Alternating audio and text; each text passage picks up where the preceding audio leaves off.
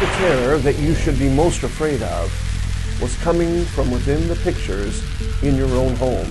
On this episode of The Soul Trap, we talk about Their Hands Resist Him and the tale of the Life Swapper.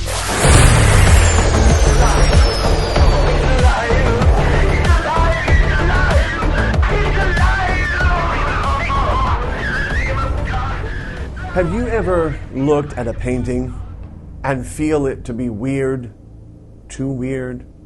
The eyes looking back at you as if they were aware that you were there.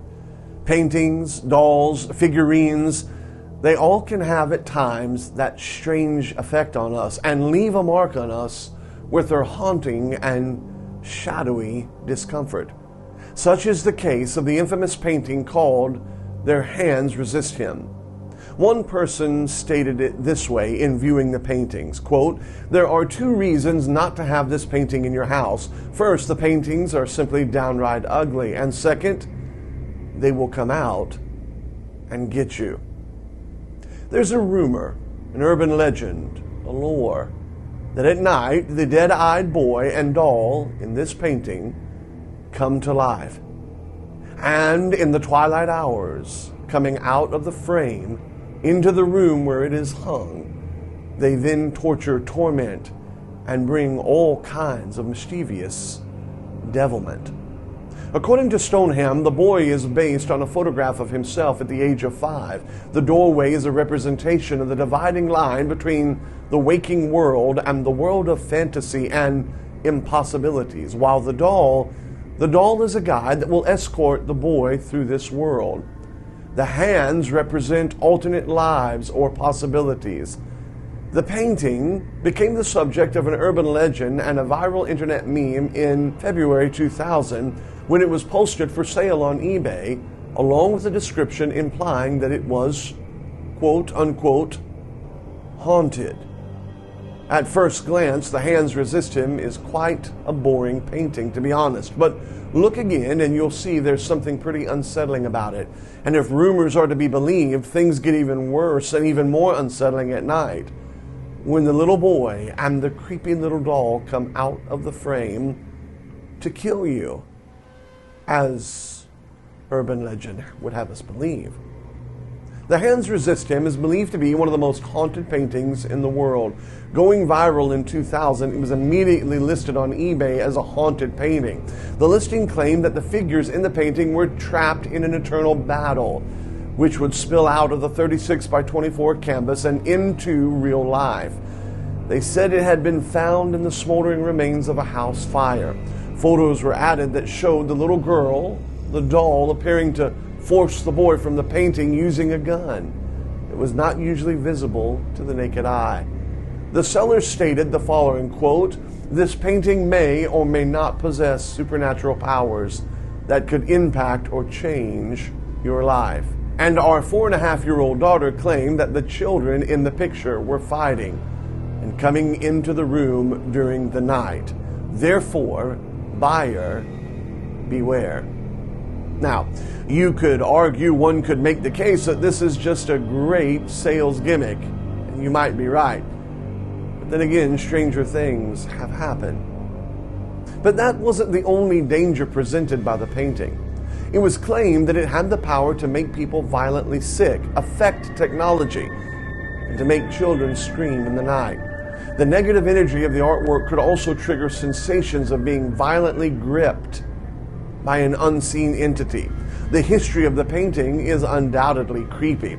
It was painted by Bill Stoneham in 1972, and if you look closely, behind the two figures you can see several sets of hands pressed up against the glass. Bill said of his work, quote, "There are memories, etches of echoes of all life and place. Maybe it's what's called channeling." When I painted The Hands Resist Him in 1972, I used an old photo of myself at age 5 in a Chicago apartment. The hands are the other lives, the glass door, that thin veil between the waking and the dreaming, he said. The girl, the doll, is the imagined companion or guide through this realm.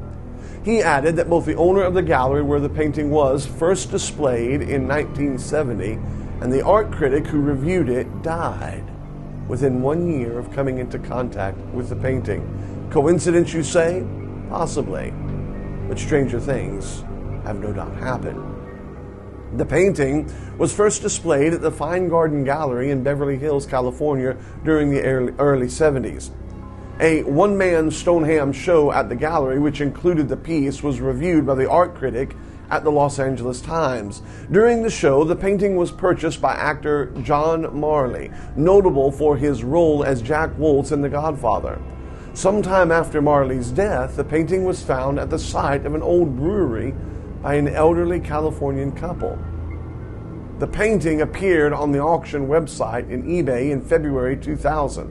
According to the seller, the aforementioned couple, the painting carried some form of a curse. Their eBay description made a series of claims that the painting was cursed or haunted or possessed. A disclaimer was included, as we mentioned, with the listing, absolving the seller from all liability if the painting was purchased. News of the listing was quickly spread by the internet users who forwarded the link to their friends or wrote their own page about it. Some people claimed that simply viewing the photo of the painting made them feel ill or have unpleasant experiences. You tell me what it makes you feel like.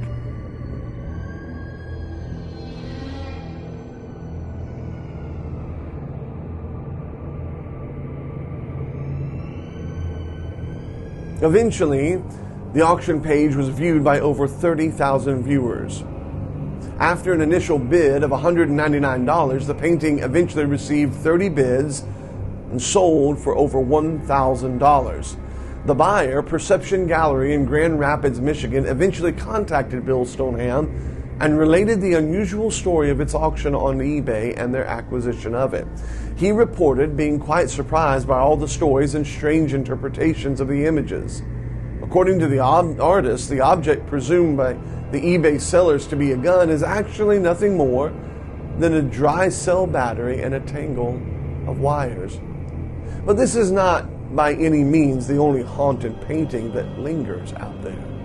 There is one that is profoundly disturbing, known as The Anguished Man. The Anguished Man is a painting created by an unknown artist and owned by Sean Robinson. According to Robinson, who claims to have inherited the painting from his grandmother, the artist who created the painting allegedly mixed his own blood into the paint and died by suicide soon after finishing the work. The painting has been characterized as being haunted, devilish, paranormally painful.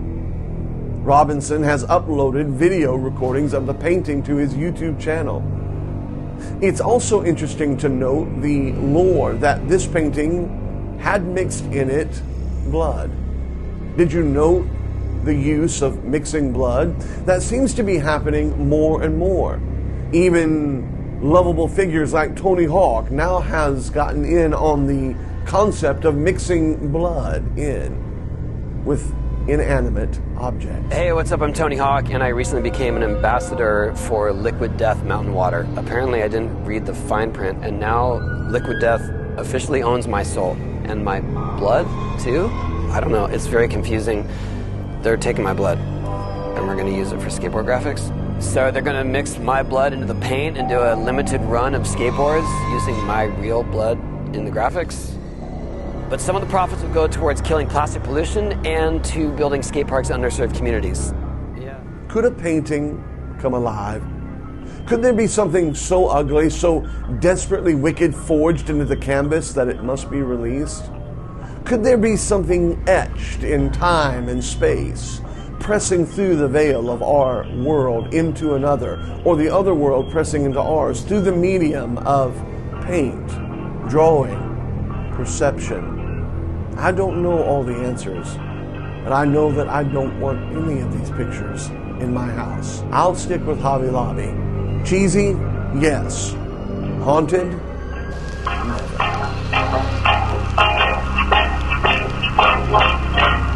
The house is haunted by the echo of your last goodbye. The house is haunted by the memories that refuse to die.